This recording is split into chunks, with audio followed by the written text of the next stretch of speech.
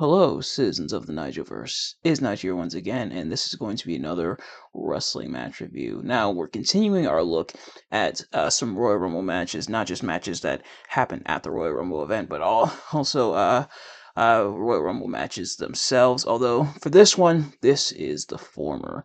At this point in 1997, Shawn Michaels is the champion. He is the WWF champion and was aligned with Diesel. This is beforehand.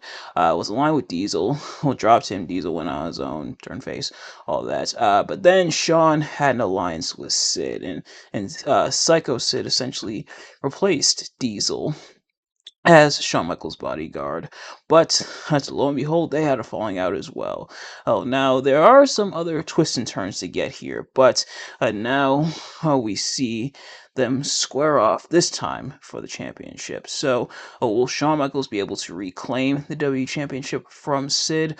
Let's find out. I'm of course talking about Shawn Michaels versus Sycho Sid for the WWF Championship at the Royal Rumble 1997 and in San Antonio. Right in Shawn Michaels' backyard.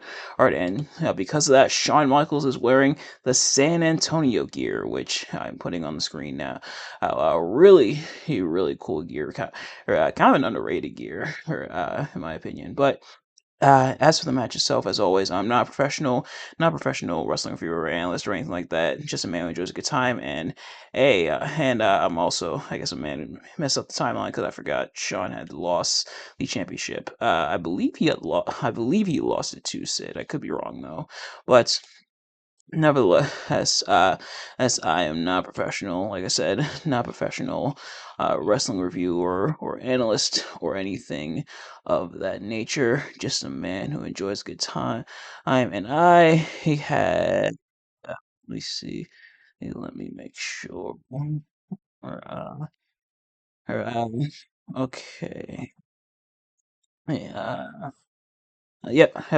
Shawn Michaels did, in fact, lose the championship to Sid back at Survivor Series, it looks like. So I probably should have reviewed that match first, but what can you do? Maybe some other time. Maybe close when we get to November, we get to our Survivor Series reviews. But nevertheless, as for this match, I would say, an okay time watching this match, not just for the purpose of review, but in general. So without further ado, let's get right into it.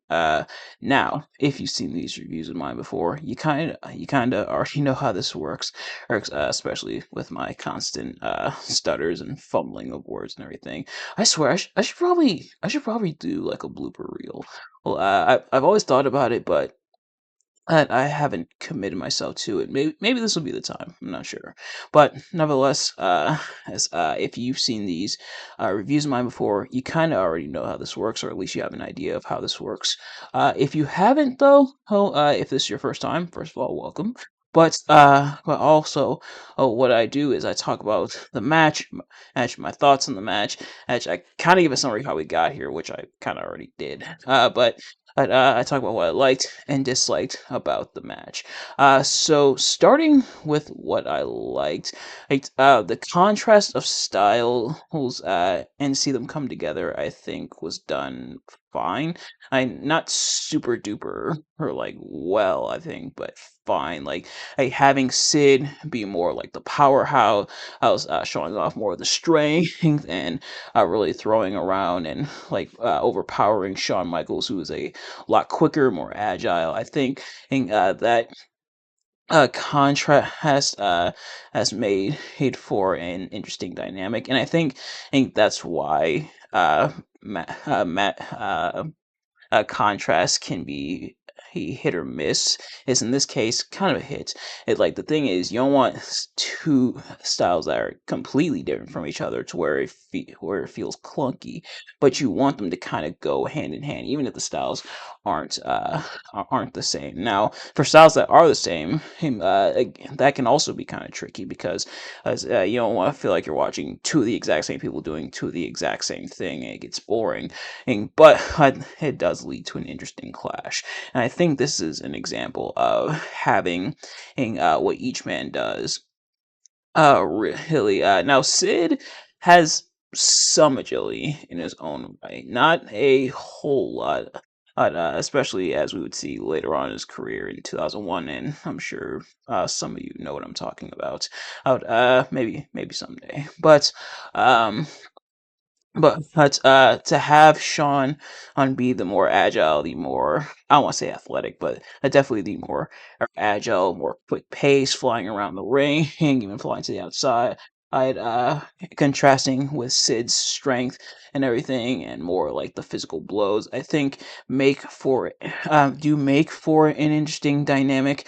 There is also the added element and of some rough bumps, which is not uncommon. But there is a moment of rough bump, and then Shawn does hit Sid with the camera before nailing sweet chin music and getting the pin. So Shawn breaks the curse in a way, hey, and actually gets the win in his hometown. He's celebrating with his family. His family is in attendance, and it's kind of a dumb thought I had oftentimes we will see like the parents and everything or the family of professional wrestlers in attendance and they played it was a big deal.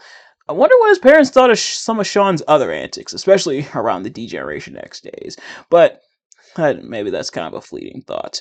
But he's celebrating with the crowd here and everything. He celebrates with his trainer Jose Lothario.